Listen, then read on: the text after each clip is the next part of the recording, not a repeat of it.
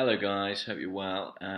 We're into pre-season now, so I thought I'd give you a few thoughts on pre-season, generally on Arsenal's pre-season and what pre-season means more generally and what we can read into it or not. So a lot of you will have seen the highlights from the first official friendly against Boreham Wood, an 8-0 win. Really good fun. I'm sure it was great fun for the fans who were there. Probably not necessarily the fans who get to see the team play at the Emirates Stadium every week.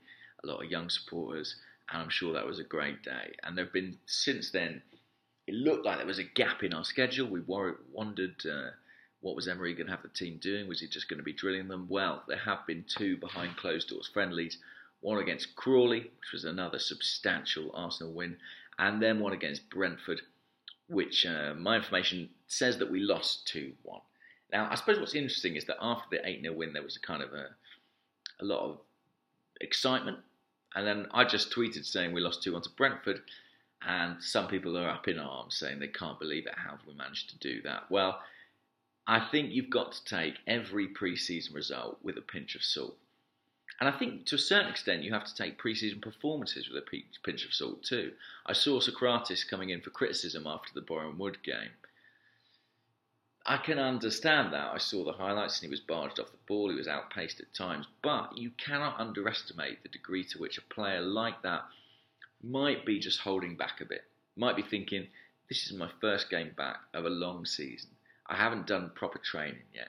I'm not fully fit. I'm going to take it a bit easy because the result doesn't matter. And I think you have to expect that. We've seen pre-seasons before where Arsenal have won every game and then started the season in relatively catastrophic fashion. You cannot place too much emphasis on the results. Individual performances can be interesting, and players who come into the group, maybe from the youth team, can force themselves into contention. Somebody can catch the manager's eye. But an experienced player, like Socrates, who's come into the side, probably knowing he's going to be first choice, given that he's a new signing, he will be easing himself in at this point. And the manager, as well, the fact that we have a new manager in place, he will be easing things in too.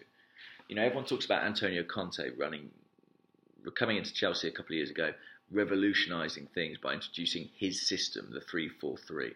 Well, he did not introduce that, lest we forget, until September, October time, whenever it was that we beat them. He switched to it halfway through a game. Managers do not come in and make sweeping changes all at once.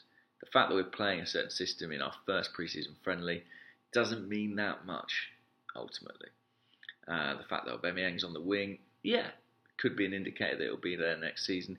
Could also just be an opportunity for him to get a run out. I understand the temptation to watch pre-season games and be excited about the coming season. I think we all are. I think we're all looking forward to some novelty, to something a bit different. But I would hesitate before drawing too many conclusions. Obviously, as fans, we want stuff to talk about, and I don't think it's correct to say there's nothing that we can learn from these games. But I just think, having seen the reaction to losing a game to Brentford, which we don't even know if it had proper referees, if it was properly 90 minutes, we don't know if they had a limited number of substitutions. It was probably very, very, very relaxed, very informal, and yet people are concerned about that result. Don't worry about it, guys. We have got a lot to come, including significantly more competitive friendlies against the likes of Atletico and PSG. There's cause for revenge from both sides there. Arsenal wanting a bit of revenge against Atleti maybe for what happened in the Europa League semi-final, and PSG, of course, well, Emery was shown the door there, so he won't want to lose that game.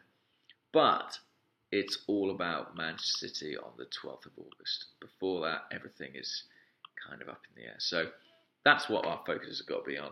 Don't worry that we've lost to Brentford, and don't be too happy that we've beat Boreham Wood. Neither mean a great deal. Everybody calm down. I suppose that's all this message really is. Take care, guys, and I'll speak to you soon.